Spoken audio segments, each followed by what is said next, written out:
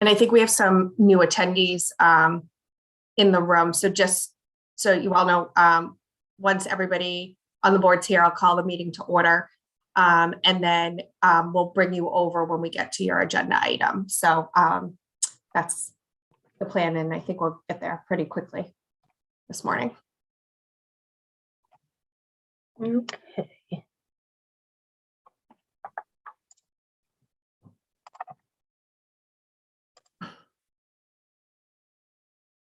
Hi, Heather.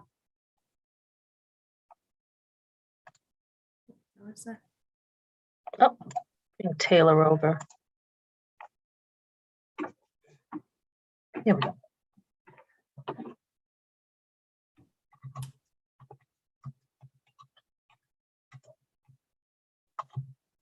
Hi, Taylor.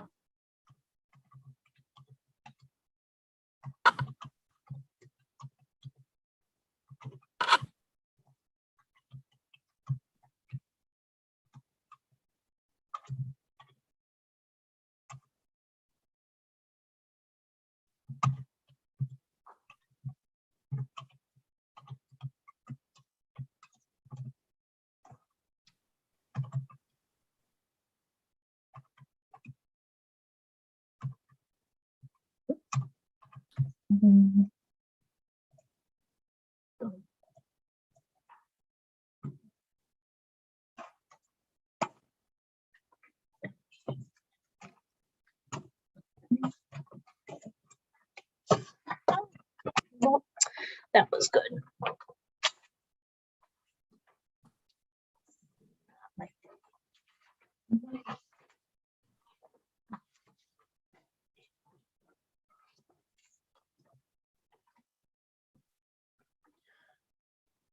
Okay.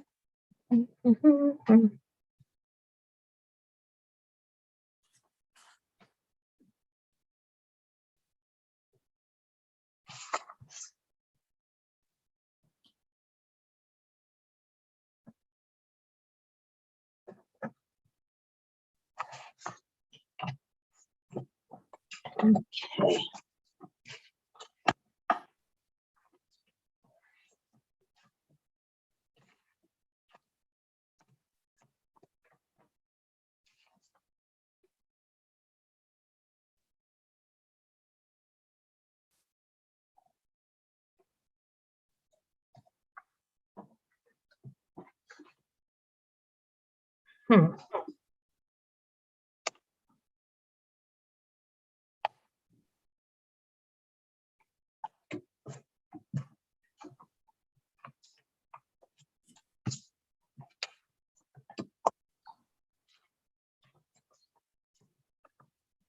I just texted Safdar to see if Oh, okay. he's I'm gonna do joining. that. Can you text Nancy though, Barbara, please? Thank you.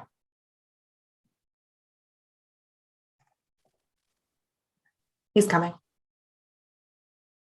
And for those of you in that room, I know we have some folks who we don't usually have. So welcome. And as soon as the rest of the board's here, we'll call the meeting to order and get started. And once we get to your agenda item, we'll bring you over into the room. So give us a few minutes, we'll get there.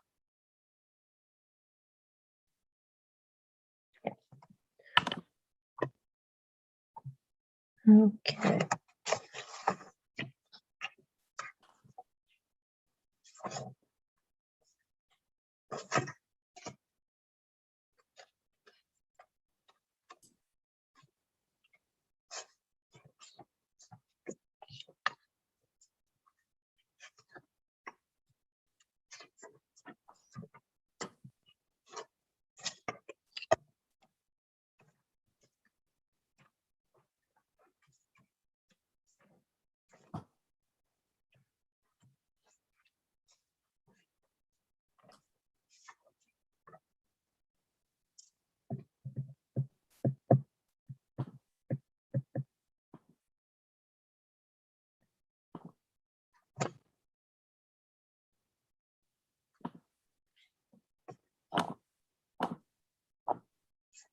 That's good.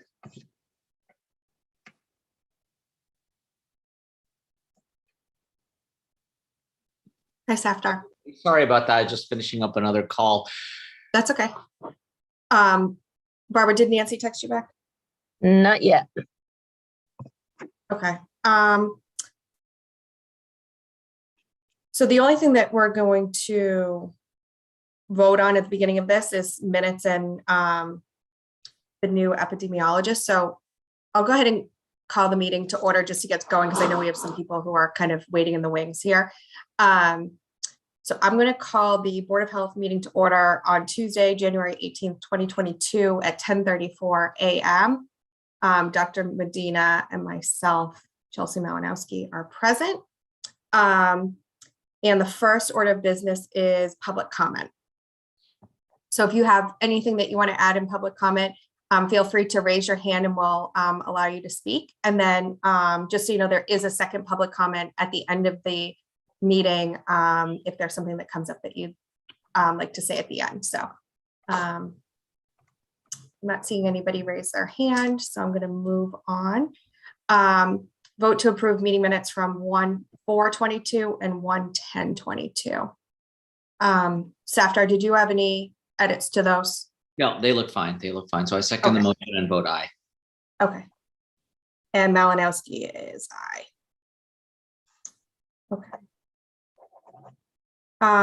Okay, and I'm going to bring over Isabella Caruso. So if you remember, the Boroughs region received a second grant that allowed us to hire a part-time epidemiologist as well as some nursing. And Isabella has joined. Good morning, Isabella. She's joined us, I don't know, maybe 2 or 3 weeks ago, and is doing a lot of wonderful things for the 4 towns. So I thought we would just give her a few minutes to introduce herself and maybe give us an idea of what you're working on. Yeah, of course. Thank you so much for having me. I started a couple weeks ago directly working with Kristen and Kristen Black in the 4 towns. So I have an MPH from UMass Amherst, and I'm currently working on my PhD also at UMass Amherst in epidemiology. So very fitting right now. For the last, I would say, since the beginning of the pandemic, I've been a contact tracer, so very familiar also with, COVID surveillance and all of that. In this role, I am primarily working on, clusters, daycares, long-term facilities, as well as data trends, graphs, and all of that.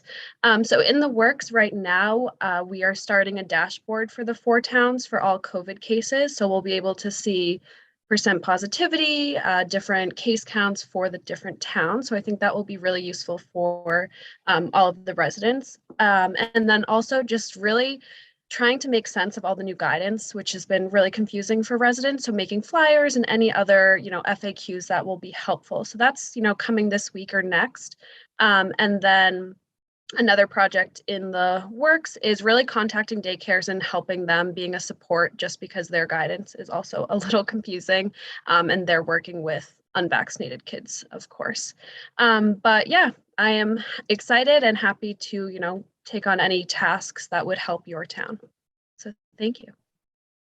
Great, thank you so much. And I think you probably have met Heather, Taylor, and Barbara, and they're the staff in the public health office of Southborough. And then Dr. Medina on here is our newest member to the board. I think he started in September.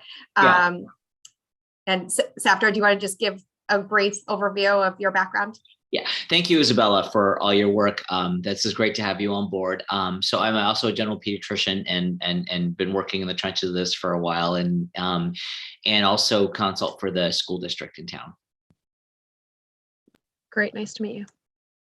And Nancy's also on the board, and she is a nurse and has an extensive background on this board in particular. So she's been helpful to the town for a long time. So, and with that, I'll make a motion that the Southborough Board of Health appoint epidemiologist Isabella Caruso to work under the town of Southborough through the Greater Boroughs Partnership for Health. Yep. And I second the motion to vote aye. And Malinowski's aye. Thank you, Isabella. Thanks for Thank you coming. so much. Let us know if you need anything. Will do. You too. Thank you. Okay, next is housing and food inspection. So in the packet for today, Diane was kind enough to provide us with a monthly report. And so whenever she provides that, I'll try to include it in our next meeting so that she can give us an overview of where she's at and anything that she needs from this board. So good morning, Diane. Good morning. I'm still having the upside down issue because our IT guy is out and apparently it's a driver issue. So I'm happy to stay on video, or if it's less distracting, I'll just turn the video off. I think it's fine. Okay. So I apologize. So housing, we did receive one complaint, but I made several attempts to get a hold of that individual and still have not heard any follow-up. That's not terribly uncommon in apartment situations. For food, we had a total of 10 new inspections or routine inspections. And we did have 3 re-inspections, which is something we're seeing more and more of. On my report, I put a note that the amount of concerning violations is a bit alarming. Heather has been out with me. She was out quite a bit over the last month with me on inspections, and I think that she can really back that statement up. We're just continuing, even with all of the educational materials we've provided, we're continuing to see violations that are a real risk to the public. So how we're going to address that moving forward, I will be offering Zoom classes. We're going to be just doing mini classes, 15, 20 minutes on a subject, just really easy to digest. And we're going to base those on the items that I'm seeing most frequently. Okay. Heather, do you have anything you want to add to that? Well, I think for the most part, if we're, Diane's actively there and involved, the establishments are working. Oh, absolutely. In a positive, direction. They're taking the feedback and really incorporating and working on it. So do you think that with these Zoom classes and kind of targeted audience, Diane, that we will have that these will be remedied fairly quickly, or are you worried about longer systemic issues? No, I really feel that it's just a lack of education. And like Heather said, everything that we've addressed thus far, people have really made great efforts to make improvements. But we're just seeing fundamental cracks in the knowledge base. Right. And those can lead to some big safety concerns. So I think by doing really targeted, brief classes, we can address those specific concerns that we're seeing repeatedly and prevent them. And Diane, did you want to mention, like, if there were sort of an establishment that needed kind of repeat inspections, that there are potential for third parties? Right. So we've been dealing with a couple issues like this in another municipality. And unfortunately, we just don't have the time as a municipality. Each municipality doesn't have the time to send me out, weekly. It's a really heavy workload as it is. I have over 220 current licenses, permanent establishments I oversee right now. So if we have a place that I've gone to 1 or 2, or maybe by the 3rd time, a recommendation is that we the board would have to, it would come in front of the board, and my recommendation would be that the board vote to have them acquire a third-party instructor auditor. that would conduct monthly inspections for a period of no less than 3 months, but up to 6 months. And then that takes the burden off the town so that our hours can be better used. And we've Okay. seen I'm doing that with 2 different establishments in other towns right now. And it's just been incredible, the difference. So it's really a positive thing, long-term. Great. And no pushback from the establishments that you're working with on doing this program? No, both of them, I mean, it is obviously out of pocket expense, but Yeah. both of them have been very receptive. They understand they had some shortcomings and that, after a few chances to fix those shortcomings, they still weren't quite making it. So Okay. we've used a couple different auditors and it's working out really well for both, Okay. which is awesome to see. That's great. Thanks, Diane. Hi, Nancy. Hi, sorry. I thought I'd be That's- back by 10:30. I had to drop my car off for some work. No so- problem. No problem. Do you have any follow-up questions for Diane? Her I don't, report- no. Okay. Sounds great. Yeah, agreed. And I'm not sure if Safdar had to step away for a minute. But Diane, thank you so much for your work on this and your diligence of continuing to go out to work with our food establishments. I think that your path forward makes sense for those who are coming up to their 3rd reinspection, and let's get them some more assistance if we need to. So just let us know when you want us to add something on an agenda to vote on that. Okay, great. Thank you. Okay, And Diane, awesome. you're staying, right? We're going to discuss community fridge. Yes, yes. Great. Okay. So we have, and nothing else on housing or food, right? I'm going to move on from that. We're going to go on to community fridge. Okay. So I'm going to bring over Mark Wheeler and Jessica Levinson. So I had asked St. Mark's Church, who's kind of spearheading this project, if they would provide some representatives for our meeting today for us to talk through the project and the process. And then Diane Legier will stay on from a like rules and regs perspective. And Diane, I think you have a background in community fridges and can probably provide us with a lot of great guidance in terms of this program. So let me see if I can get Mark Wheeler to come over. I'm trying to promote him. And if anybody else should be brought over, just raise your hand. But those were the 2 names I was given.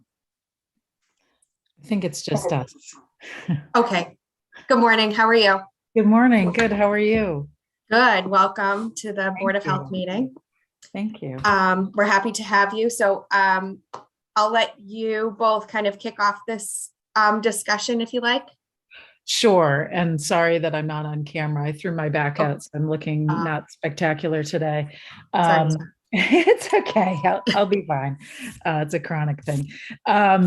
So by way of background, I've been a participant in the as a supporter in the Worcester fridges, which then kicked off the Northborough fridge as well for, I think it's over a year now. And so our entire family participates in terms of dropping food off and even interacting with the people that use the fridge. And it's been an incredible experience. And so when I started doing that with our children, I started to think about locally, this is before Northborough had kicked off, locally, what might make sense. Personally, I had a single mother, and we experienced a lot of food insecurity in spite of the fact that my grandparents were well off. Our household was struggling. My mother was 19 when she had me, and we had a specific incident where we had actually gone grocery shopping. My mother had picked me up from my grandparents after work, and we had gone grocery shopping. And I can remember it clearly because there were never any extras. And that day I had begged, it must've been wintertime, I had begged for Swiss Miss cocoa. And my mother said, sure. And we got to the checkout line at the original Temple Street Stop and Shop. I grew up in Framingham. And when we went to check out, my mother realized that somebody had stolen her cashed paycheck. and we did not have any money. And she had, a couple of dollars in her pocket. So at that point, it became a situation of what can we afford? And of course, the cocoa went back. So fast forward to today, food insecurity, obviously I'm privileged. I live in Southborough. I've been professionally very successful. I've never lost sight of those experiences for myself, nor the fact that even with that experience and that struggle and that point, my mother just not knowing what to do and how she was going to feed me, wanting to ensure that as much as possible, I was working to end those situations for others. So I dug into the demographics for the area, and in spite of the privilege in town, we do have people who live below the poverty line. And then of course, there's a layer above. And of course, the poverty line for a family of four is like $26,000, which in Massachusetts is a fairly laughable amount. And then, of course, we're probably, a lot of us are aware of the risk of when people become employed or save any money, they start to lose benefits.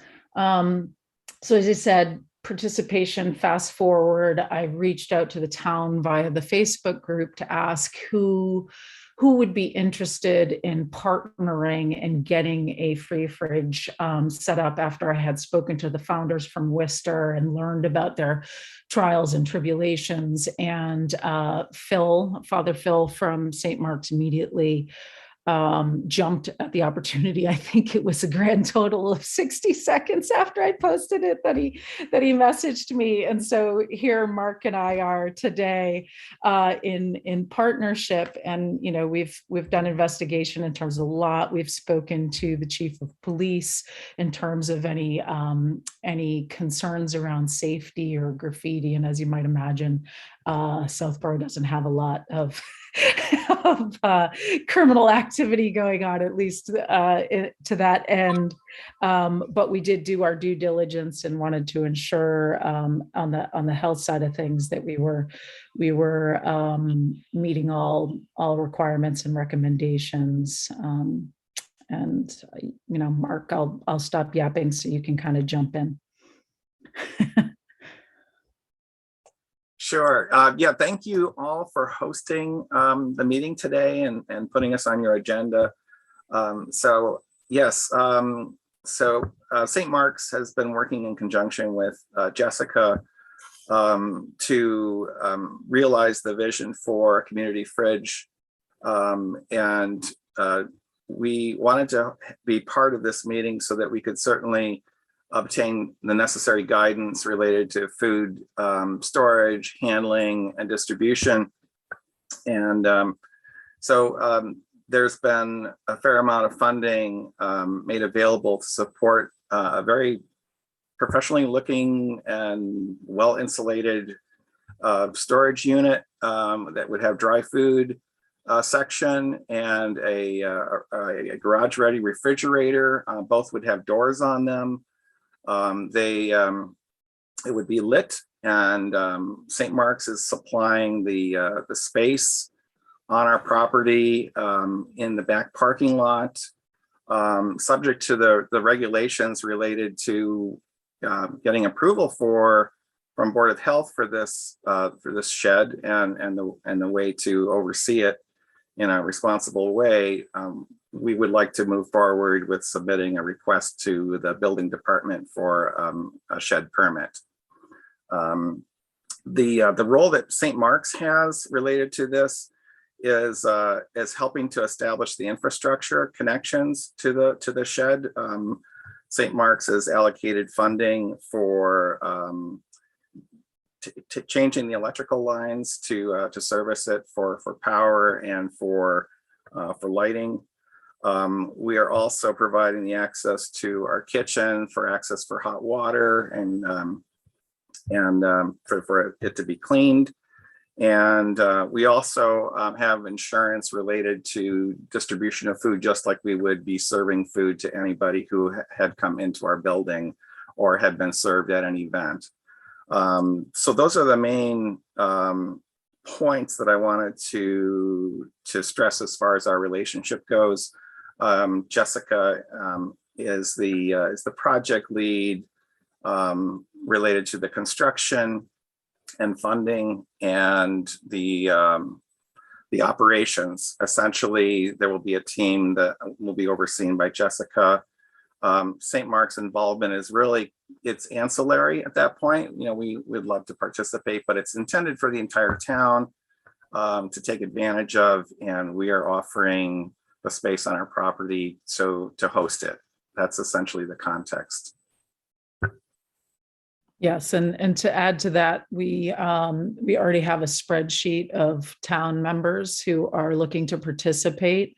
In addition, the service program at Fay, which of course is directly across the street. The teachers there, Craig specifically, is looking to have his students regularly participate both in the check-ins, and because he is also the math teacher, I believe that they will probably be doing some analysis of food coming in and out. So not only as a math project, but to produce for us details like how much protein or specific proteins are coming in and out, so we get even a better grasp of the needs of the community using the fridge. Excellent. Thank you both. That was great background, and thank you to St. Mark's for being willing to host this wonderful program. I'm just going to go to Diane for any comments, Diane, and any direction that you can give us as a board on next steps. So I actually had a great talk with Mark last week, and so we discussed a lot of this last week. My recommendation is that we definitely permit. I know that these are not permitted in a lot of towns in Mass, but I have been doing research on this subject for quite some time. Like I said, they have been throughout Europe for a few years now, and they are permitted there. It just gives us the oversight, which is really important. Every one of us wants this to be successful. And so clearly it would be, there would be no fee involved. It would just put you on our list of regular inspections. The idea is to help support it as much as possible. A couple items that I strongly recommend would be definitely the remote monitoring thermometers, because temperature control is absolutely critical with food. And unfortunately, the population that we're looking to serve would probably be the least likely to have the medical care. So we really want to do as much preventative work as possible. My other really strong recommendations are no raw meats. I know protein's important, but eggs are an absolutely phenomenal source of protein. They're very inexpensive. Cooked meats, prepackaged cooked meats are great. For a lot of frozen foods, absolutely. And then also, I really have reservations about allowing food from homes. I know intentions are always the very best, but sometimes they're not handled in the safest way. That said, in my recommendations we had circulated earlier, when I talk about permitted establishments, I'm not just talking about restaurants. Churches are also permitted, community clubs are permitted. So you could certainly have an arrangement that you're making sandwiches and prepackaging sandwiches and putting those in the fridge, offering, baked lasagna or really wholesome meals that are made in a licensed establishment. And I think that the board all knows I've been involved in nonprofit work. I've been on a board for over 2 decades. And this is something that's really special to me. And I'll certainly work outside my time to help with this, to do whatever we can to make this successful. That's awesome. I have 2 documents that I think might be helpful to this conversation. I don't know if you want me to share them I have it in, I don't know if you want me to share them on screen now or circulate them to you after, but they're in line with what you're saying in terms of no raw meats. I also have discussion in there about preparation and ingredients lists, as well as no glass. Glass containers, of course, are a risk in terms of if things are accidentally dropped. And so I, following suit with the fridges that I've supported, plus the other research, I kept that in there. And then in addition to that, the structure that we have, I don't know if you've seen the plan yet. I have the plan. It's will be professionally built by Matt Cody of Cody Built. And it was designed by the same designer he uses for his home projects, including my own. And that will be fully insulated. The fridge will be fully encased within there behind an actual door, just like a home. But I think that along with the remote monitoring and the daily checking and cleaning takes advantage of all the, I would say, learnings and missteps from other launches where they've absolutely had issues with failing gaskets on fridges and weather. And Worcester actually had a fridge topple over due to a microburst that came down between the buildings. And popped it right out of its structure. So in this case, fully anchored cement foundation. I think, in the future, we've talked about making it green with a panel, but that won't be available at the first pass, but that's the goal. Excellent. Great. And I love the idea of using the students. I think that's just awesome. Absolutely, right. I think the other goal is to connect with both Algonquin and Trotter as well. I mean, they have community service anyway, but the hope is, just across the board, like many of us, and Safdar, I can see you nodding your head, that other people's children will also want to participate either formally or not. One group I did forget about as well is that the Boy Scouts / Cub Scouts are already lined up as well to do both drives, check-ins, whatever we need. A couple of the den moms have already stepped up and would like to actively support ongoing. Great, thank you. Safdar or Nancy, do you have any questions, comments? I No, don't, like every detail's been looked at. Thank you all for your hard work. I agree. Thank you all for your hard work during this pandemic. So thank you for having us here and making time during what is a very wild continued ride. Appreciate it. Jessica, if you wouldn't mind circulating those documents to us via email.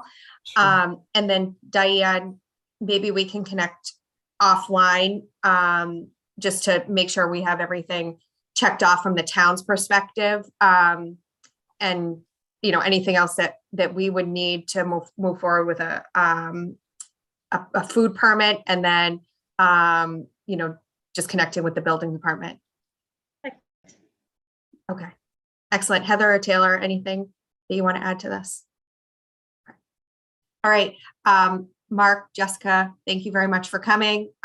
We will probably, our next scheduled meeting is February 8th. So I can certainly let you know where we're at, if this will be on the agenda, which I hope it will be, to move forward.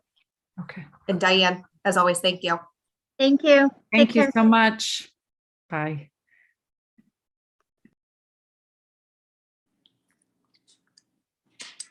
All right. Okay, Ken's expansion.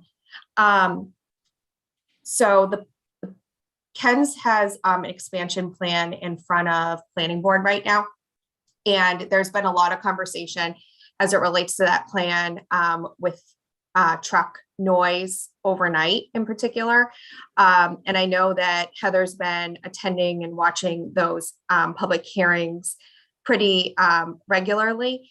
So Heather, do you want to just kind of give a brief update on where that's at right now and some of the concerns around the expansion. Right, so they're looking for sort of a warehouse expansion. It's not increasing on-site employees, but they're looking to do a warehouse expansion, and there are a couple different areas, but Board of Health, as you know, has sort of authority on some noise topics with businesses in town. We have authority to intervene there and work with the EP. So there's a couple other areas with in terms of like conservation and land and plantings and some other topics. But the planning board is looking at this, and the ZBA had also looked at this and encouraged the planning board to look at the noise considerations in the residential areas. So the meeting last week, there wasn't other comment on screen, but there were some letters written by neighbors that were discussing potential enclosure or bays that the truck could pull up to. So the as we mentioned before, the noise, that the concerns that I hear about from residents are more on nights and weekends from the refrigerated trucks. And Ken's is thinking about, like I said, potentially installing bays. And there's some other considerations sort of noise wise. The study that they commissioned by Ken's was not sort of appropriate study. It did not have ambient noise measured. So there is no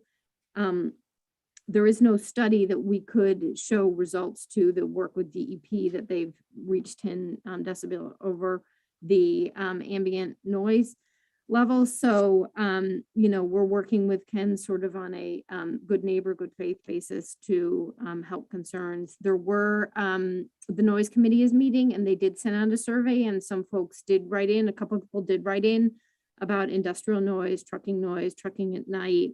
One specifically said Ken's noise. And then a few neighbors wrote planning board a couple days before this meeting last week. So there are concerns there.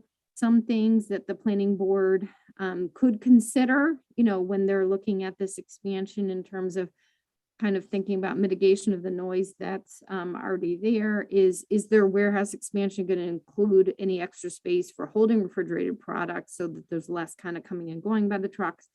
Is there any consideration? My understanding is the vehicles, when they're idling is an issue, and is there space for them to plug in at Ken so that they would not be making as much noise? Would Ken's ever consider doing a sound study that did meet criteria for being an acceptable sound study, where they would kind of halt operations for an hour and kind of get an ambient measurement? And then, like I said, my understanding is they did put a sound barrier in on the east side, but then the operations were switched to 24/7, which I think is a lot of the issues. The operations are 24/7. So these are things that looking at that we could talk to Ken's about or talk to planning board about. Yeah, and Heather did have the chance to provide some comments in the planning board meeting last week. And so I think, you know, if we can, anything that we can do to help on this, you know, I think Heather's willing to do so. So I think we just need to watch this one and see kind of what comes out of it. And Right. just to The be current thought is the bays, right. which, you know, I think same with planning board, and obviously same with Ken's. You know, we want to learn, would this be helpful for the when the trucks, I mean, not all the trucks, because some of them, you know, it gets crowded from what I understand. So the ones who are actively unloading, loading, this could be helpful, but is the concern, you know, with trucks waiting Yeah. to pull in. Right. And the expansion doesn't necessarily tie directly into the loading area Agree. that they're, that That's they're my talking about. understanding. Yep, warehouse Yeah. expansion is, I think, Yeah. at the backside. Mhm. So I think this has just become a, I think it's a broad conversation about any noise that's coming. from Right, the that's board. where we're keeping involved. Yeah. So I just wanted, I asked Heather if she wouldn't mind giving an update. So I think the next planning board meeting is next week. So if you get a chance, it's been at the beginning of the agendas.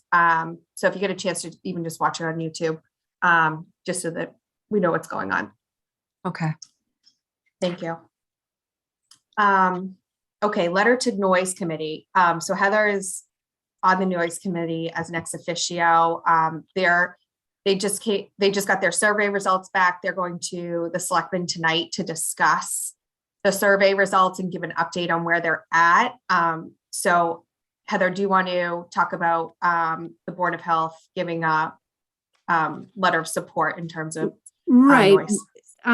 I think we had done a letter of support to ZBA when there was when the Ken's expansion was in front of ZBA, but I have thought and in attending the noise committee, this is the ad hoc noise committee who's creating the bylaw, that they certainly had some questions for Board of Health about our involvement or our enforcement involvement.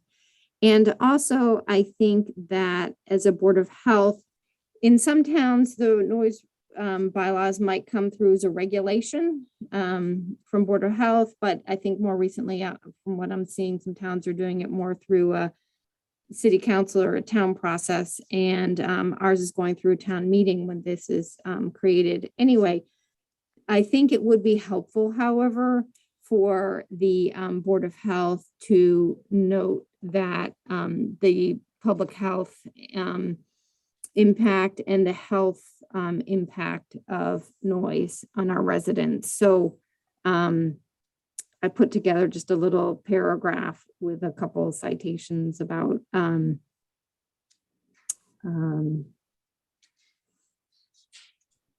something that we could do as a statement to the noise committee from our Board of Health, just discussing health implications. Do you want to pull it up, Heather? Okay.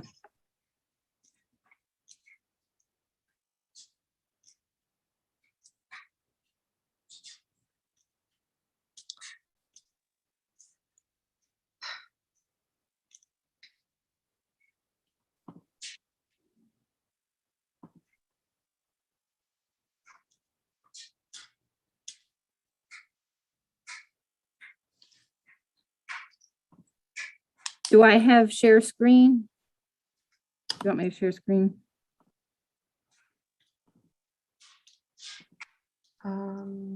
Yeah, do you? I mean, usually I'd have to be a co-host. Do you want Uh, me to share it, or I could just read it? I have it up. I think I'm actually co-host, so you know what, why don't I? That's pull it up, okay. Heather? Okay, Oh, okay, you have it. Yep. yeah, I have it. So yeah, I can start reading. We discussed the work of the bylaw committee at a Board of Health committee meeting on January 18th, 2022. We recognize noise as a public health threat that has adverse health implications. In specific, excessive and unnecessary noise are a significant threat to the health, welfare, safety, and quality of life in Southborough. Prior research and experience have noted that excessive and unnecessary noise may be substantially abated. A goal would be to reduce ambient noise level in Southborough to a safe and reasonable level to preserve, protect, and promote public health, welfare, and peace of the residents. In addition, we are open to any questions you may have concerning enforcement for the proposed bylaw. And then I just had 3 citations on that discuss noise and health from APHEA, Harvard Health, and CDC vital signs. So just one typo on we recognize noise as a public health threat. in the second sentence. Yeah, And just one other comment as it relates to enforcement. So Yeah. I think as they develop this bylaw, I think we're open to discussing with them how to enforce, right? Like if it's, Mhm. I think it depends on the type of enforcement we're talking about. Like if it's hours, and it's a one-time thing, like, let's say it's a Saturday morning and they're not supposed to start leaf blowing until 8. I don't think that that's an No. appropriate enforcement for the Board of Health. Nope. But if it's something else in terms of, a systemic industrial thing, if that's part of the bylaw, then I do think that that would be something that the Board of Health should become involved with. Safdar and Nancy, any comments on those thoughts? Yeah, Yeah. I would agree to that. I agree. I guess, what concerns me is, to the extent, like, if someone is, complaining about a noisy neighbor or loud music, Right. Where do we get involved? Because all of it potentially is a threat to public health. But I agree. I think, Chelsea, I agree with what you said Mhm. in terms of Okay. our role.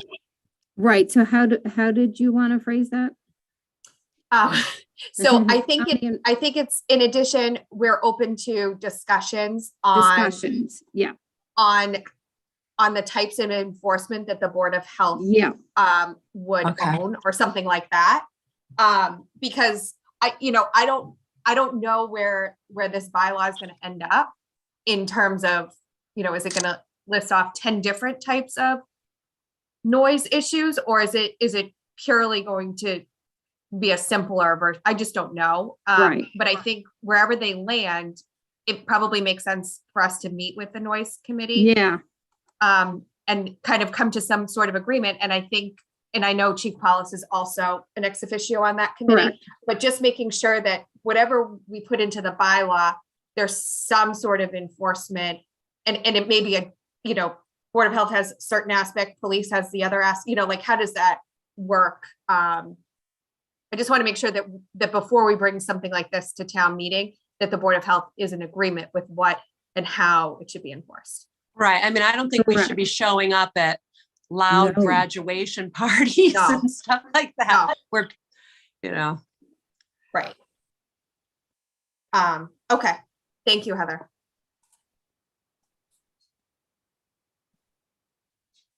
And I think they're meeting this week, right? Wednesday night, I think most Yeah, Wednesday okay. nights. Okay. Great. All right. Thanks for putting that together. Okay. Discussion and potential vote of number of tobacco licenses in Southborough. So we had voted to go down to 8, I think, Mhm. last time. And I did follow up with town council because I know that there was discussion around going down to 6. And town council said it's very common for boards of health to, reduce the number of tobacco licenses. It's completely within the authority. I think my only hesitation with it would be, are we going to eliminate any future or reduce the future businesses coming into town? Although I'm not opposed to going down to 6. I just, if somebody's going to come in with a convenience store and they can't sell tobacco because we're out of licenses, then are we going to lose out on having the other part of the business? But I understand from a health perspective, wanting to go down to 6. So those are my thoughts. Nancy or Safdar? I mean, my stance is to go down to 6. Obviously, I think the less tobacco we have available in our town, the better. And I think if that is a concern, I'm pretty sure we could find good and adequate data that would say that, I think we could still attract businesses. I don't think that would preclude any businesses from coming into Southborough if we decrease the number of tobacco licenses. I mean, we have a fair number of convenience stores already. And if we are at 6, everybody that's in town would stay, what I mean? I'm Right. not sure that we would necessarily be hurting that market in our town. And I'm not sure with that many convenience stores, whether a new one would come in anyways. I think it just, sends a good statement if we do it. And obviously it is in the better for our public health. So unless there's Okay. data that says this otherwise in towns that have done it, but I don't think that there is. Okay. I mean, I don't feel strongly between 6 or 8 is fine with me, but I'd be willing to back Sadfar on this, definitely. Saftar. I always mess your name up. I'm sorry. It's okay. Okay, I mean, I would rather have no tobacco, so I'm fine with Right. the 6. I'm totally fine with the 6. I just wanted to bring up the point that, but we have 9 now. So Mhm. we're not going to eliminate No, any that we have. It's just that if somebody doesn't renew, we're not replacing it until we get down to 6. correct. Or if they sell their estate, move out, the next person that moves in doesn't get their tobacco license. Right. Okay. And Barbara, I believe, has been updating the rules and regs. So we'll vote on 6, Barbara, and then can you update the website with this current information? Awesome. Okay. So I move that we reduce the number of tobacco licenses in Southborough to 6, but not to eliminate any current tobacco licenses that exist. I second the motion and vote aye, Sacco. And I vote aye, Medina. And Malinowski's aye. Thank you. And just so you know, I'm meeting with someone from MHOA tomorrow to talk about our other tobacco regulations in town, because to look if any of them need updating and aligning with state regulations. So this may be on the agenda again. Okay. with Tobacco regulations. Thanks, Heather. Okay, so the job description revision for the health director. So I apologize for not sending this out, but I ran out of time. So I'm going to pull it up. I can find it. Well, I may not have it open.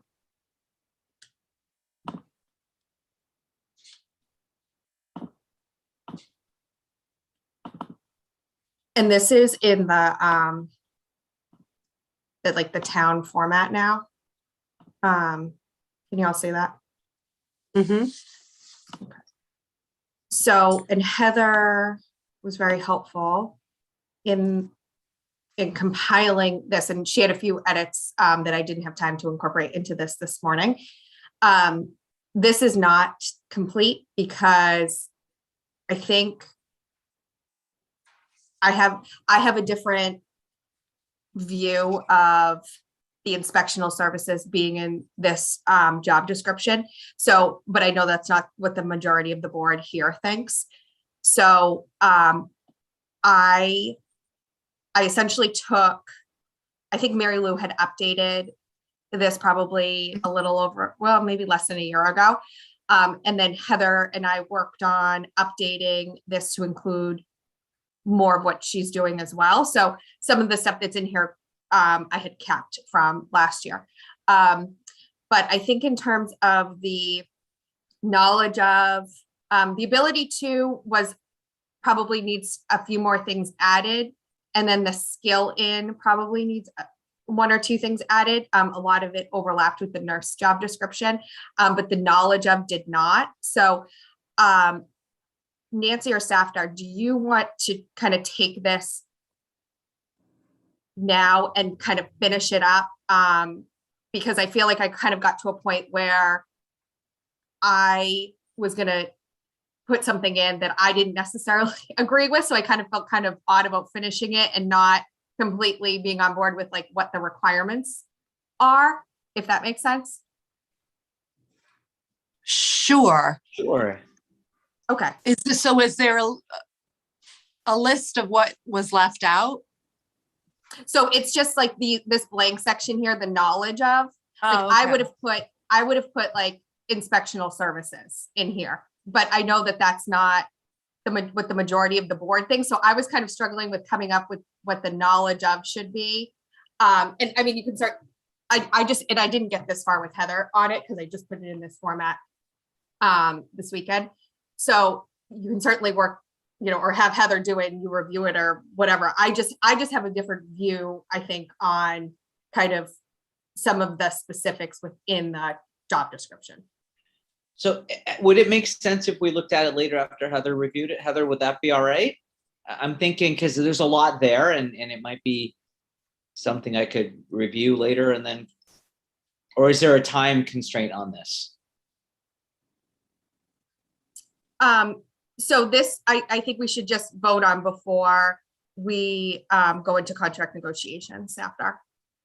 Okay.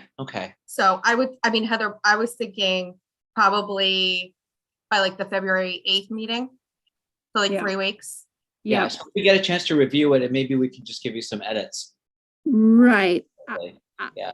Yeah, I had some minor edits when I first saw it, but I'm now thinking that it should also definitely include the role with the school and the MIT, because that's almost sort of like a regulatory thing that like when the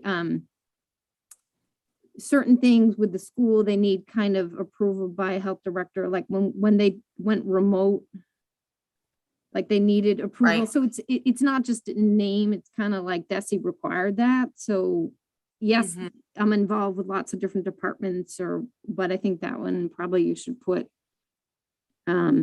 specifically working with the schools and MAT. Anyway, and then so you're saying that for the so there's a piece there that you want me and Seftar to work on. Yeah, it's really, so I'm happy to add in the school piece. I was good with the job functions other than I probably would, so if I were writing this, and this bullet that I'm highlighting now, can you see my highlight? That was actually this was one of the bullets that was already in the one that Mary Lou had done. I probably would word it as provide insight and regularly perform inspections, not at times. That would be the difference for me within the body of the job description. That is like the only thing I probably would change.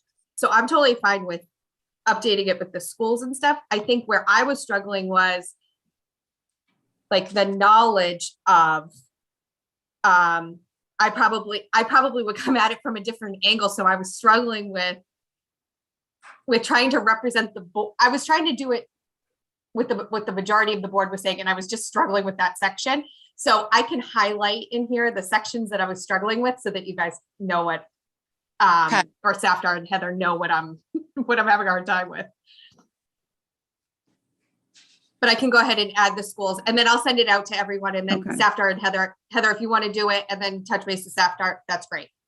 Yeah, and Safdar, if you get busy, that's fine. Then I'm on a long stretch, but then I have some shifts to end of next week. I mean, days I could meet with Heather if you can't, so. Great. I'm going to stop sharing. Okay. So I will try to get that out to you by tomorrow morning. Okay, with the school update, and then I think I have 2 things to add in from Heather. Okay. 3 things. Okay. The Metro West Health Foundation grant. Heather, do you want to just give an update on that? So the Metro West Health Foundation and the 20, I think 6 towns that they cover in the region, they had an open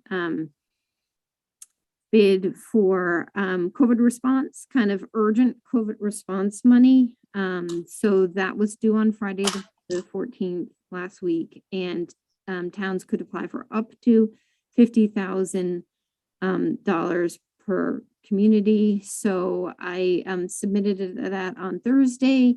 The staff working on it said my application was complete. And the board at Metro West Health Foundation, I think, is meeting like January 27th. So they said as early as the 28th, they should notify us. But this is COVID specific money. So I put in money for basically supplies, vaccination, testing, per diem hours. So I think, like I said, we'll hear soon. Thank you for doing that. Yeah, thank you. And just, Nancy, so that you know, Heather did touch base with the boroughs and everybody kind of decided to do it on their own. So that was just, it didn't really matter. It didn't sound Right, like to and do it as then- a region. Right, you would, if 3 towns applied together, then it would be up to 150,000. So Oh. it was the same cash amount doing it together or not, and Boylston is not in the Metro West region anyway, so we couldn't technically apply as all 4 towns. Okay. So the report for advisory as it relates to the FY23 budget.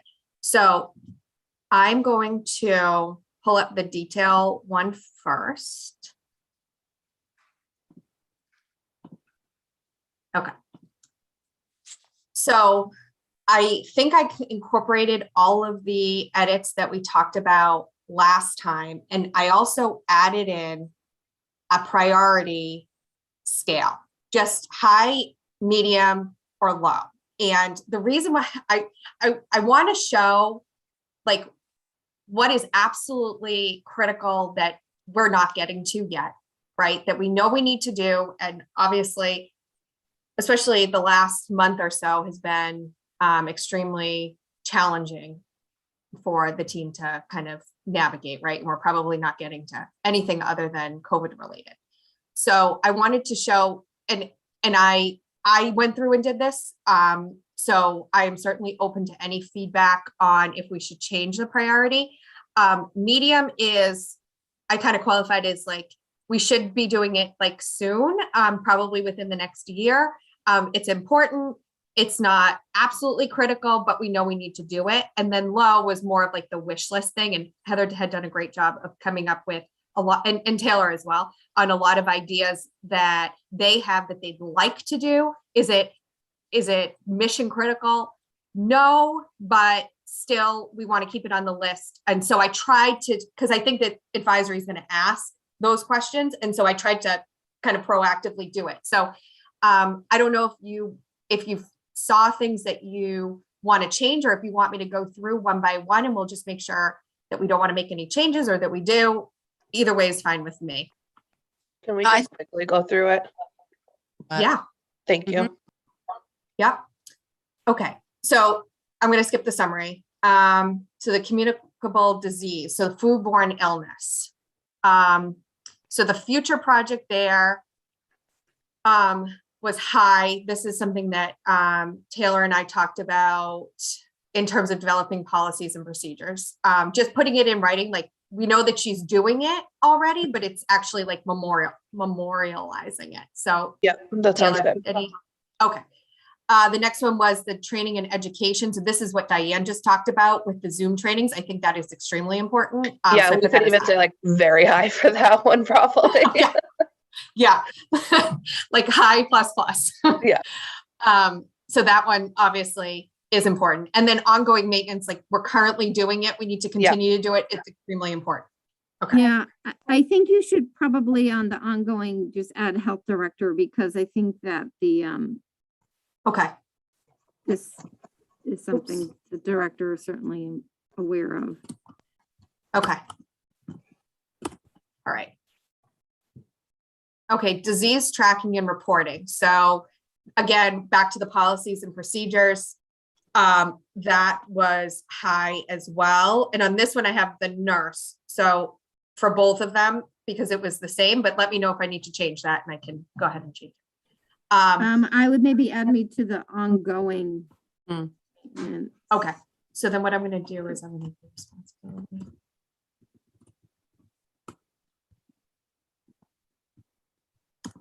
And in anything that's in yellow, I want you to fact check me on to make sure that I said it right. Yeah, that's fine. Okay. And then.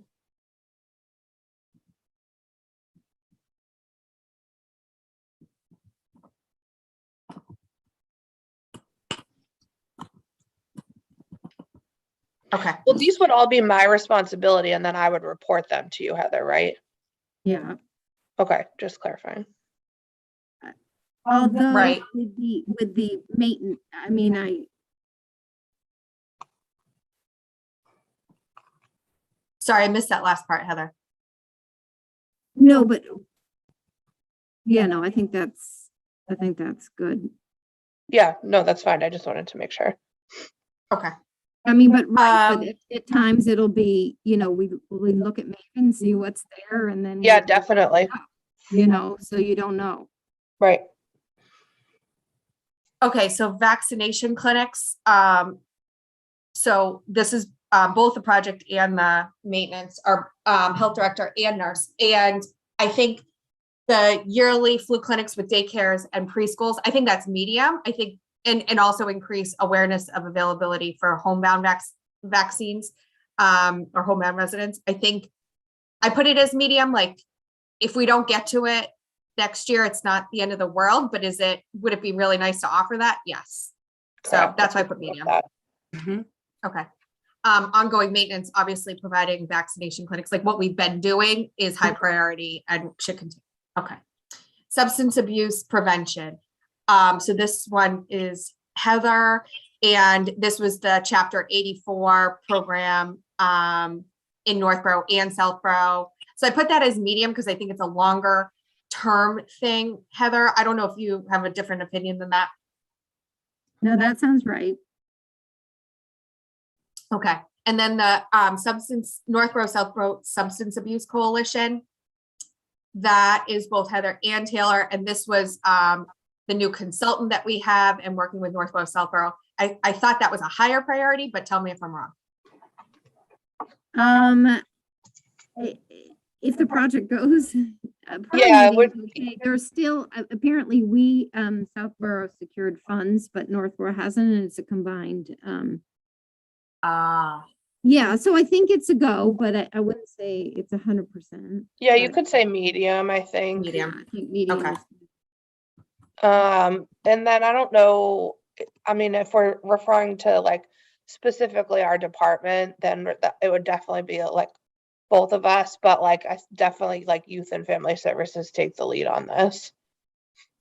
Got it. But when Okay. we go to the meetings are heavily involved. Right. How about I just add that in there? Okay. Records retention. So this, I think the future project here is pretty large. Yeah. Because it's essentially going through everything that we have and making sure that we are handling it appropriately, and then figuring out, like making sure we have a good tracking mechanism going forward. So I think it's important, but I don't think it's like the end of the world if we don't get to it right away. So that's why I put it as medium. And I also think that this, the technology piece to this could take a little bit to get in place depending on Sure. how that goes. So, but I do think it's important.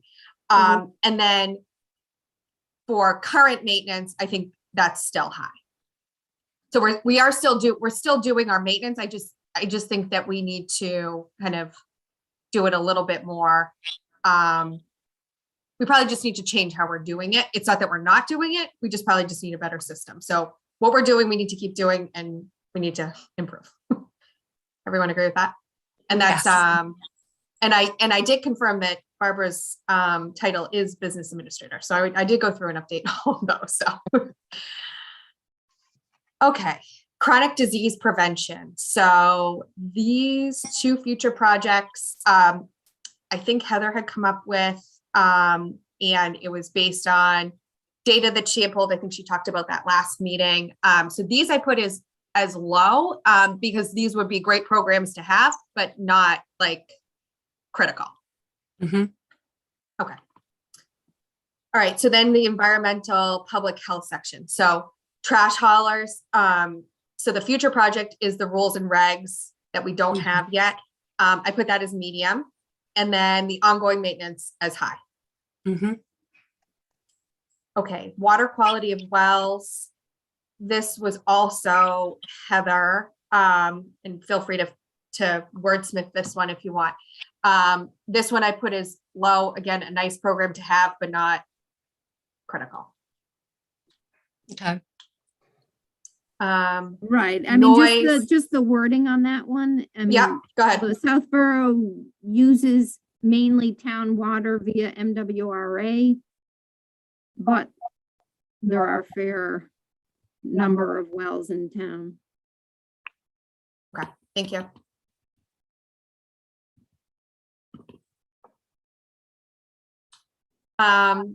Noise, I had this one as high. I think I qualified it as ongoing maintenance. I mean, I think Yeah. we do get complaints. Yeah. You know, I think we're actively participating, or Heather is, in the noise ad hoc committee. You know, the bylaw will come before town meeting, you know, like there'll be some sort of enforcement. So, you know, I think there are projects that could be associated with this, but I think you could qualify it all under ongoing maintenance. Okay. Okay, disposal of special waste. So this one is probably more specific to a needle program, but I just characterize it as disposal of special waste in case there was anything else that fell under that.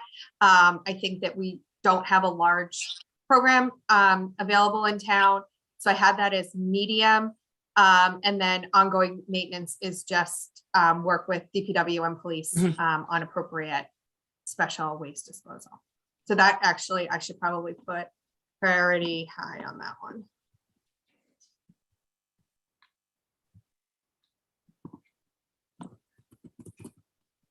Okay.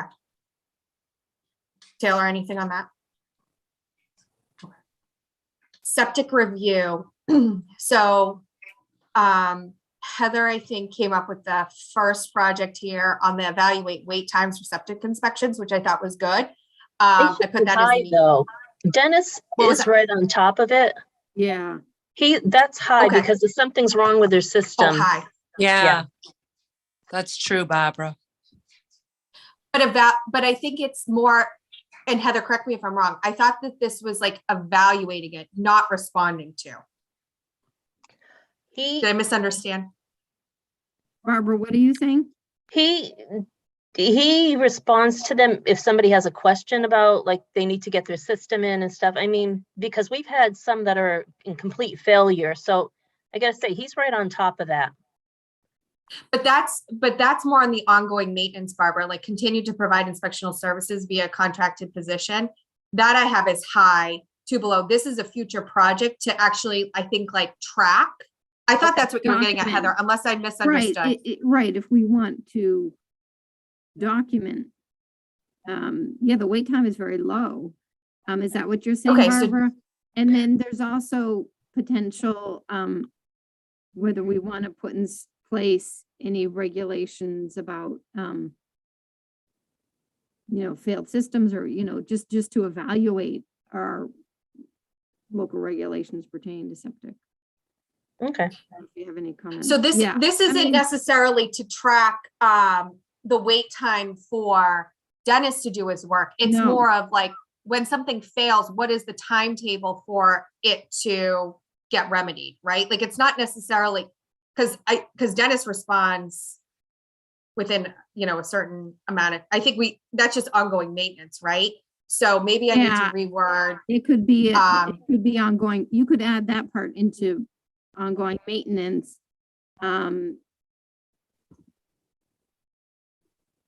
Okay.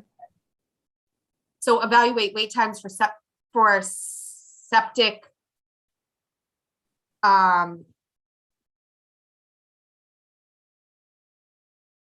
I don't know, from the failure time to remediation is really what you're talking about, Heather? That's hard to even give that a Yeah, I don't, timeline. yeah. It was So should I more just take this? about- just take that part out. Yeah, because between soil testing and everything else that has to be done, you can't give a ballpark, you know, they all vary. Okay. Mhm. Okay. Taylor, I think you mentioned this one last meeting on education for what to do with septics. That we could record and have people view it to avoid last minute issues and what to do and not to do with the septic system if you have a septic system. So I put this as low, but I think it would be a great thing to have. And then the ongoing maintenance is, continuing to provide inspectional services, right? Which is obviously high. Air pollution. So Heather, this one was yours. So I know that you've applied for a grant. We haven't heard back on that one, No. right? Okay. So I just said continue to explore avenues and grant opportunities to improve on air quality. Yep. And I put that as medium. Mental health. We decided last meeting to make it its own section, and this is collaborating with Youth and Family Services on, Yeah. Okay. I did want to say this is important. When we did that community survey, we had 300 residents, and this is their second Yeah. one. COVID 1, mental health 2. So, I would So say. You want to do high? Yeah, or you could just say, that this is, noted by the community, but that we know, and that's, and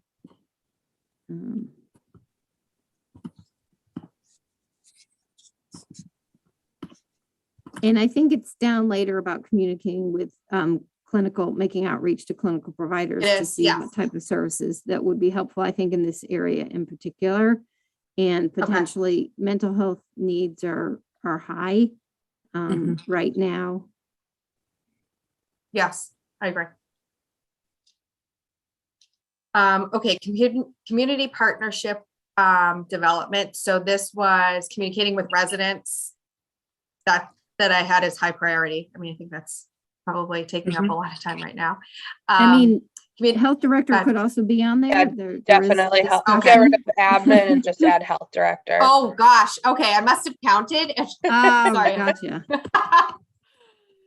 Thank you. This is why we're going through this, right? Because I was starting to go a little buggy on this one. Okay.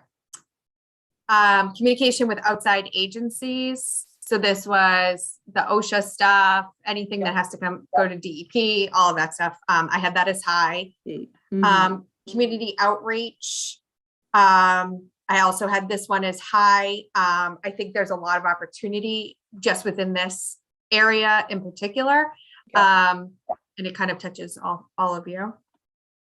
The senior center, I did put medium because I think that we have some stuff now for them. If we can expand on it, I think that would be great. But I don't think it's like high.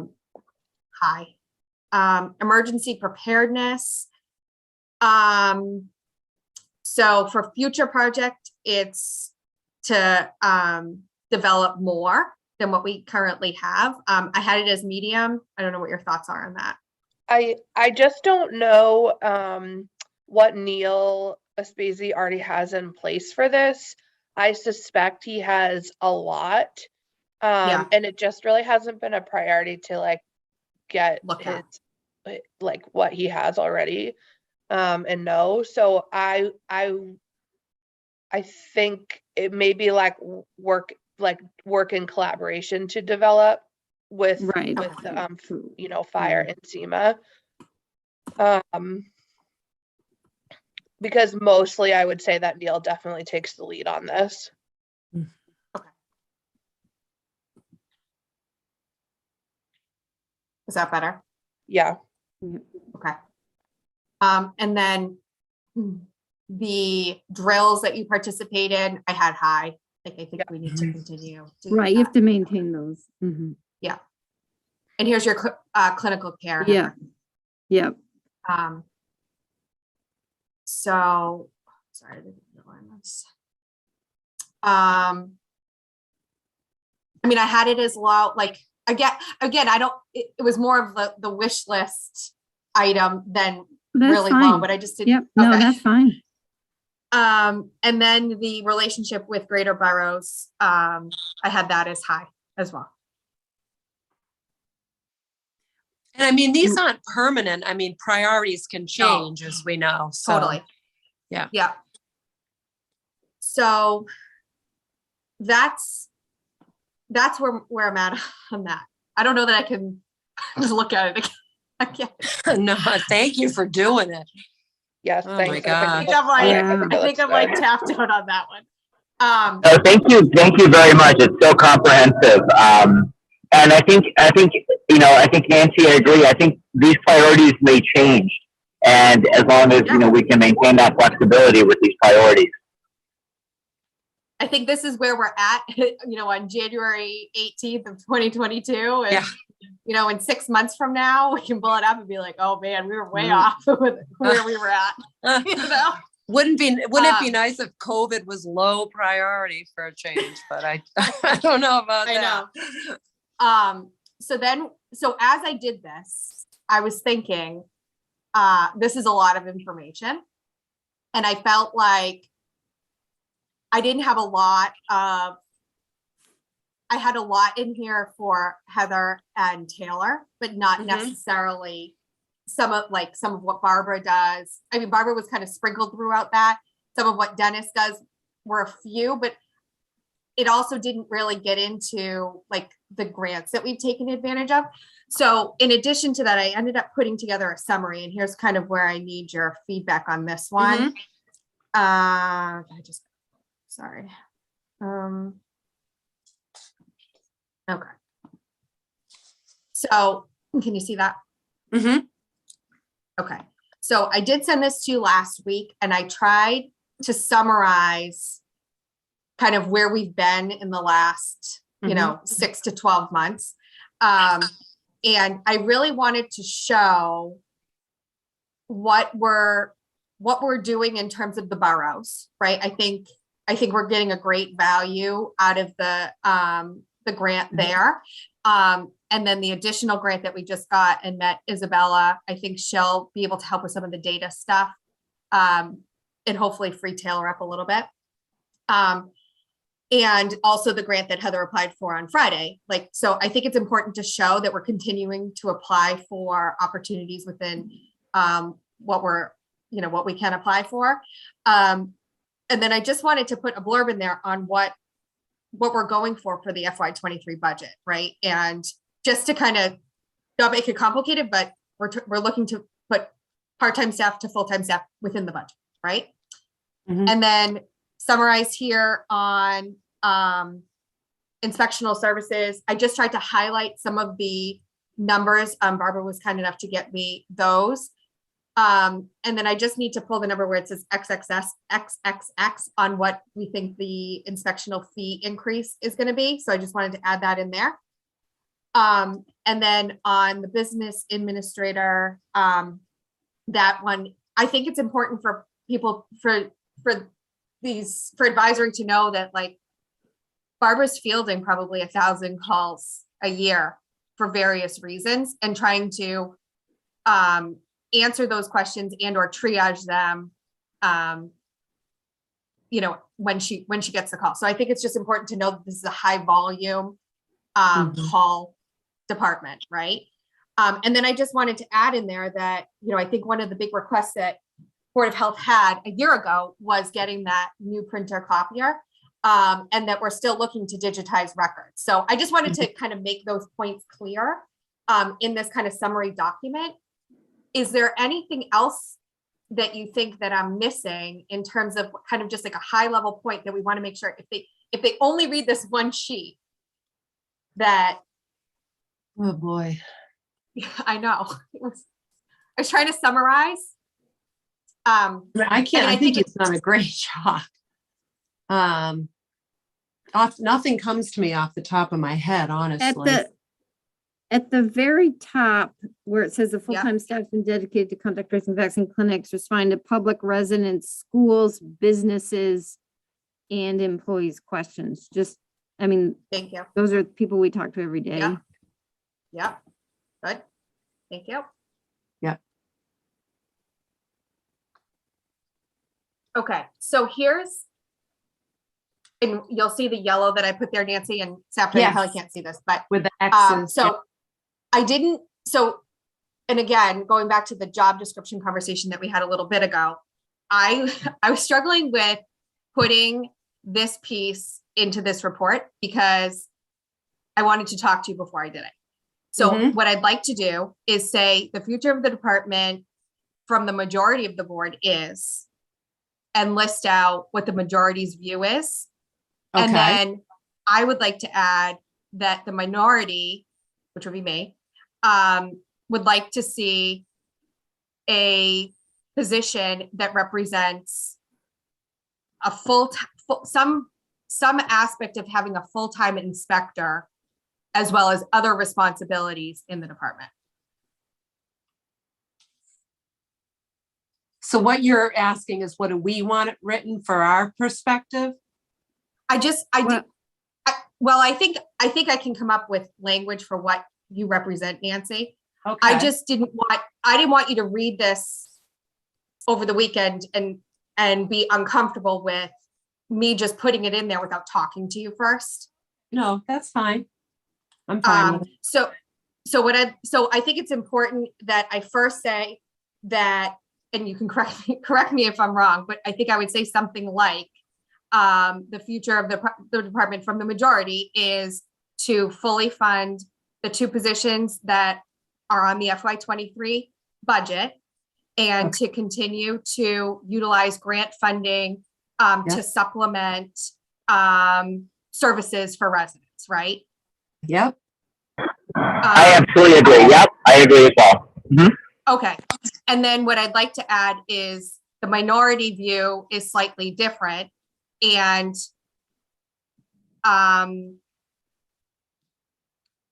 I have a harder time, I think, saying what I want to say, right? The minority view is to be more aggressive with regionalization and be more flexible with the positions within the department or something like that. I would hesitate to use the word aggressive, maybe assertive. Aggressive is Okay. be a turn Assertive. off, quite honestly. Thank you. That's why I didn't want to write it. Yeah, no, I'm Talk even through it with you. might not be the right word, but I would hesitate to use aggressive. It just sounds angry to me. Yeah. All right. I'm not angry, so I don't want You to don't sound come angry. across as angry. Okay. So if you're okay with me rewording that Sure. section, Yeah. I wanted to talk it. It's hard because I can't talk to you outside of one of these. I've never, I I know. mean, I don't know, but like, what is the board maybe on regionalization? I don't even know what the. Well, I don't think it's view that is. Safdar and I are necessarily against it. It's Right, just, that's what I mean. I don't just I don't think know your with, position. in light of what's going on, we want a fully, Right. we want a full-time staff. Right. Yeah, I think, what I'm saying is the staff that we have now, we need. And Right. utilizing regional funding is absolutely appropriate for other services. But, we need the staff that we have now. And I think that's where we stand. So I think, Chelsea, if you reword it, could you send it to us for one final look over? Yes. Yeah. Yeah. Okay, that'd be I'll great. send it That'd to be you. great. Yeah. Yep. I'll send it to you. And then if you don't agree with it, let me know and I'll post another meeting. Okay. Because I wouldn't 'Cause we'll say have to that talk. we're necessarily against regionalizing, but But that's why I was saying, well, so Right. I think my timeline's different than you. okay. That's why I said aggressive, but I think assertive is a better word. I'll think about it. Or maybe there's another word. I don't know. Aggressive just always hits like, oh. No, I hear you. I hear you. Okay. And that's why I wanted to talk it through before I wrote it. So other Okay. than that particular section or two sentences, are you both okay with the summary and then the report? Yes. Staff? Yeah. The summary and the report are definitely fine. And then we'll do one final revision of that of the final paragraph. Yeah. Okay. All right. So I guess I'm gonna move that we accept the summary and report as written. And if you have changes, then you'll let me know and we'll meet again. Okay. So I second the motion and vote aye, Sacco. And I vote aye, Medina. Okay. And Malinowski's aye. Thank you. I know going through this is it's painful. So thank you for. Well, yeah, but it has to be done. And thank you for I know. doing it. All of you have worked on it. I appreciate it. Yep, Heather Taylor and Barbara have been very helpful with getting me Yeah. answers on everything. So I can't thank them enough for all their hard work on that. Okay, so Safdar and I were able to go to Personnel Board last week on Yeah. the job description. It went really well. They had a few minor changes, and I'm just going to pull up the document and just so that you guys can see it. And I just want to revote it just so that we have so that everything ties out. So, Okay. and they're going ahead and grading it, Nancy. Okay. So that was great. So let me just. Okay, so the only changes that they had were they wanted me to reword the second bullet. Okay. It reads coordinates and conducts regional and local health related clinics such as flu and COVID vaccines, included but not limited to scheduling, staffing, et cetera. So we just changed the beginning of that. I had a typo. And then the one other thing that changed was I had contract tracing instead of contact tracing. Oh, okay. So they caught that after the meeting and I thought that was minor. I mean, I don't think any of this was major, but I just wanted to make sure that Sure. we were all in agreement. And so what they're going to do is, so they accepted the job description with these minor edits, and then Okay. they're going to go and band it. And they have a meeting, I think next Wednesday, when I think they'll come up with what the band is, and let us know. So Okay. that's kind of where we're at in the process. So thank you to the Personnel Board for moving that along quickly for us. So I'm going to make a motion to vote on the revised job description for the public health nurse, assistant health director, and outreach coordinator. I second the motion and vote aye, Sacco. And I vote aye, Medina. Okay, and Malinowski's aye. Thank you. And I will try to, I'll go ahead and do the minutes from that meeting. It was pretty quick, so I'll have that for our next meeting. Okay. So Heather Taylor, do you want to give an update on COVID case numbers and any vaccine clinic information? Sure. So in the past 2 weeks, I in the past week changed how we are recording the amount of cases in town, because now the state is pushing that people can do antigen tests, and if they test positive, that they don't need to seek PCR Right. testing. So how that's graded in the reporting system that we use, Maven, they're considered what's called probable cases if you use antigen testing or rapid testing. I just changed how we are documented to confirmed and probable cases instead of just confirmed cases, just so that people have a good overview of what we're actually seeing. Okay. Because we changed the way that we recommend people get tested. So in the past 2 weeks, we have had 465 confirmed and probable cases in town that were reported to the state. It's just good to note that the school, when we came back from break, asked people to self-report if they did at-home tests that came back positive. And it was almost 50% underreported from what we have documented in the state system. So there is a lot more cases in town than what we're seeing. So right now, for active cases, we have 190 active cases. based on, you know, the state's reporting from over the weekend, it seems like maybe the curve is coming back down, but also that might be because of access of testing. We should know better like Wednesday or Thursday, kind of what's going to happen. But it's not really predicted to start going down until this first week in February. So in terms of how has your workload shifted with this, Taylor, on when you get cases? Are you changing how you're doing contact tracing? Yeah, or we okay. have changed it. So what we're doing right now is prioritizing to contact directly cases under the age of 18 and over the age of 65. And then all of the cases in between, we try to send letters to everyone as of right now, which may change in the future. But for right now, if it's not out their 5-day window, if it's not out of the 5-day window, we send a letter to their house. Oh, okay. And it has like all the information on it, and then it has the contact information for our department if they have any questions. Okay. And have the phone calls died down at all? Or are you still fielding a lot of questions? A lot of questions from businesses and daycares, Okay. the schools in town, specifically the private schools, I'd say, like, and Heather probably speaks to them as much as I do, is like multiple calls daily from each place in town. Heather, anything to add to that?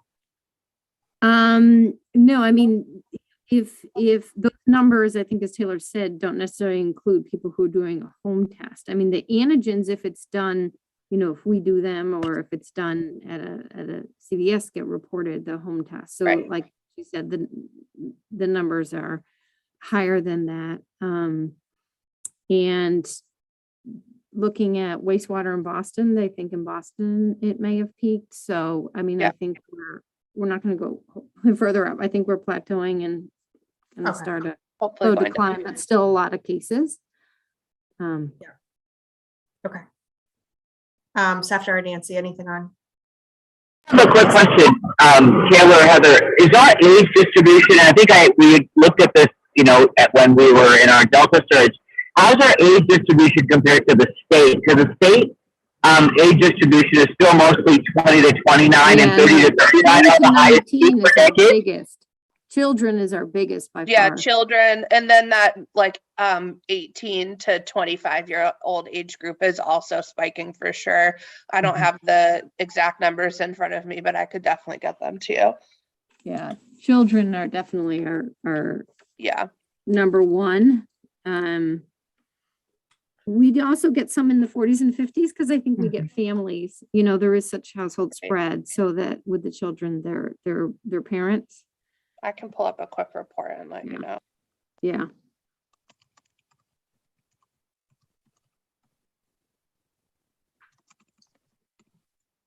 Right. I have the one from 1222 to 15 in front of me. So 10 to 19 was first for our town, and then 20 to 29, 40 to 49, 50 to 59. And then 0 to 9, and then the 30s, and lower in the post 70, which is good news. That's good. Because that's the most at risk, the lower numbers post 70. Right. But far and away, it's the children. Okay. Thank you. Thank you.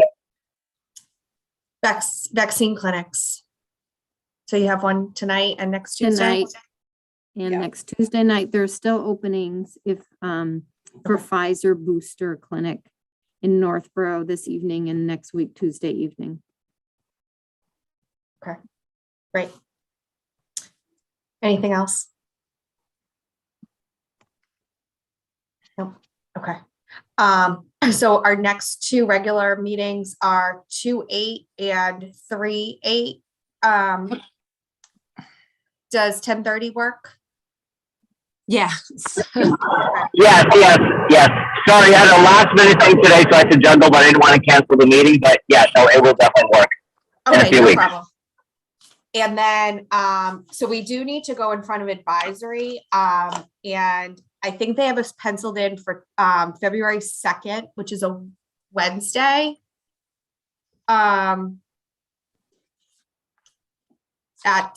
They don't start until 7:30. So, how does that look for your calendars? It's after. That's good. Yeah, I can do that. I'm on the 1st and 3rd, so I can do Okay, advisory. Yep. And I'm okay with that time as well. No problem at all. okay, perfect. Okay. So I'll let them know that we're confirmed for that date. And then if we need to meet on the report, do you want to just do a quick meeting next Tuesday if we need to? Will you have time to look at it before then? I'm okay, Nancy, if you're okay, I'm okay with Tuesday. I should be okay. And I'm working the next, I'm off Monday, so I can review stuff for Tuesday. Yeah. Okay, or That's would you fine. rather do Monday? What's better for you? No, I'd rather, Okay. no, I'll be brain dead on Monday. More so All right. than usual. Well, so Nancy though, but we may not need the meeting if you're okay with how I word it. So. Okay, that's fine. So it's just that one paragraph. So I just will need to post I usually try to post by Thursday if I'm doing a Tuesday. Do we have a holiday this week? I don't think so. We so have just- one this week, obviously. Yeah. Right. Okay. So just send me a note if you want a meeting next Tuesday. Next Tuesday. Okay. Question. All right. Question more. Okay. All right. Okay. Anybody have anything else before I go to the last public comment? No. Chelsea, All right. did you Yes. get that document from me about the tobacco limiting them? I sent you a document last week just to make sure the language is right. Yes. Yeah, so we're gonna have to update it again, Barbara, right? To do the 6, but yes, other than that. It's okay. Mm-hmm. Okay. Yeah, All right. but we'll add it to the 8th because then you only have to update it once. Okay. Okay. Okay. Yep. Okay, thank you. All right, public comment. If anybody has anything, feel free to raise your hand.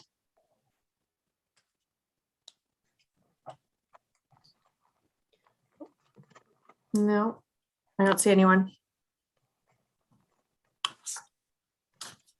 Okay. Okay. Well, thank you very much, everyone. Thank you all. And I'm going to move to adjourn the Board of Health meeting at 12:11 p.m. I second the motion and vote aye. And I vote aye. And Malinowski's aye. Everyone have a great day. Thanks for all Thank your you. input. Stay warm. Bye.